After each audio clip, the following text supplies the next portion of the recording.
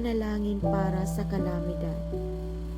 Mapagmahal naming Ama, kami po ay nananalangin para sa aming kaligtasan sa darating na unos at bagyo.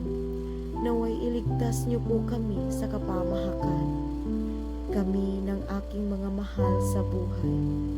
Panginoon, sana kami lahat ng mga tao na nakatira dito ay ligtas sa napakalakas na bagyo.